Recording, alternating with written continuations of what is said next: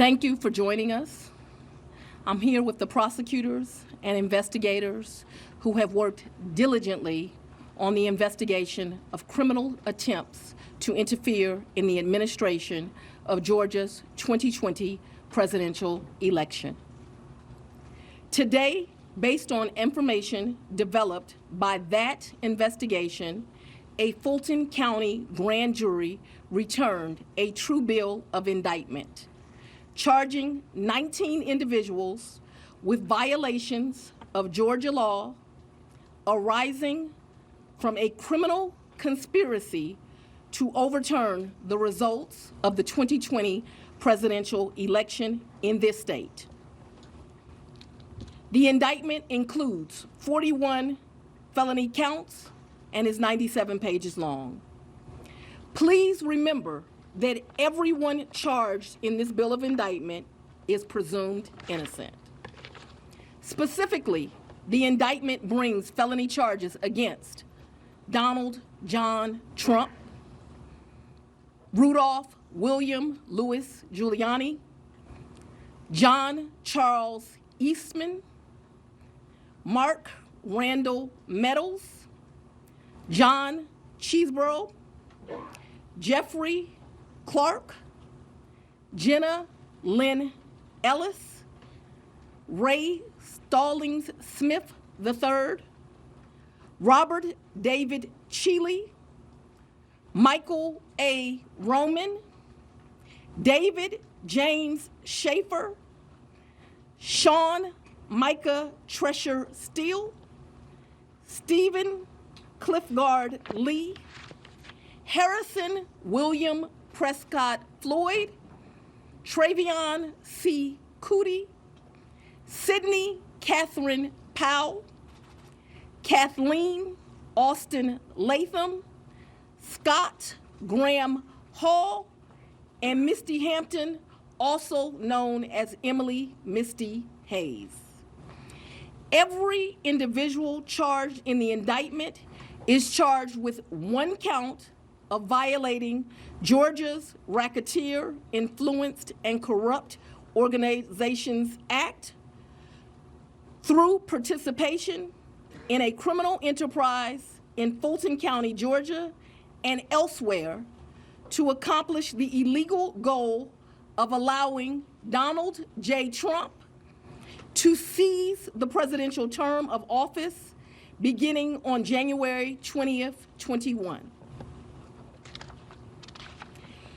Specifically, the participants in association took various actions in Georgia and elsewhere to block the counting of the votes of the presidential electors who were certified as the winners of Georgia's 2020 general election.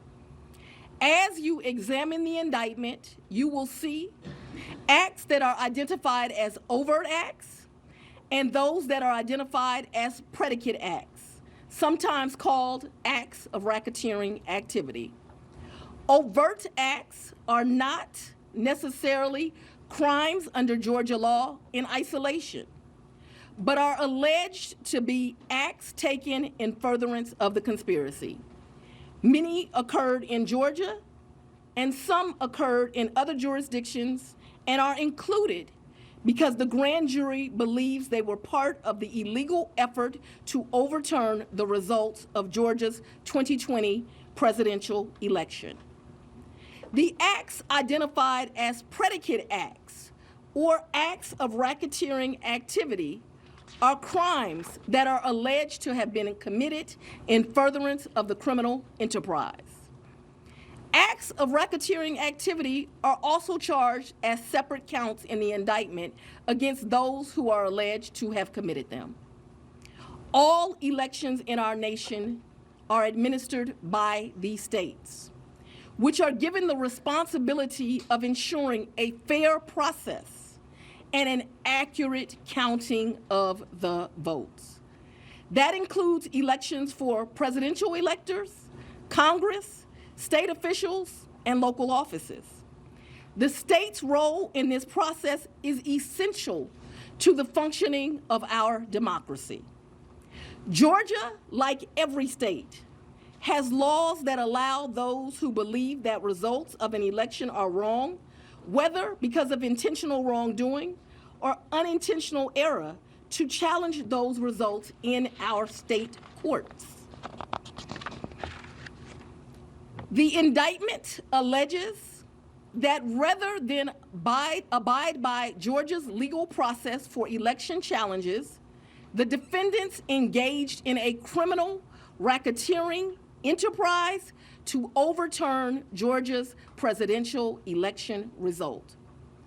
Subsequent to the indictment, as is the normal process in Georgia law, the grand jury issued arrest warrants for those who are charged. I am giving the defendants the opportunity to voluntarily surrender no later than noon on Friday, the 25th day of August, 2023. I remind everyone here that an indictment is only a series of allegations based on a grand jury's determination of probable cause to support the charges. It is now the duty of my office to prove these charges in the indictment beyond a reasonable doubt at trial. I would like to take a moment to thank the Superior Court Clerk, Shay Alexander, and her staff for staying late and making sure that this indictment was processed. I would also like to thank the men and women of Sheriff Labatt's office for keeping the courthouse open, but most importantly for keeping us safe over the weeks and months that have led up to this indictment, and for what I know they will continue to do to keep us safe. We also want to thank the Atlanta Police Department and other law enforcement partners who have worked with the sheriff to keep us safe. I will now take a very limited number of questions prior to going to sleep.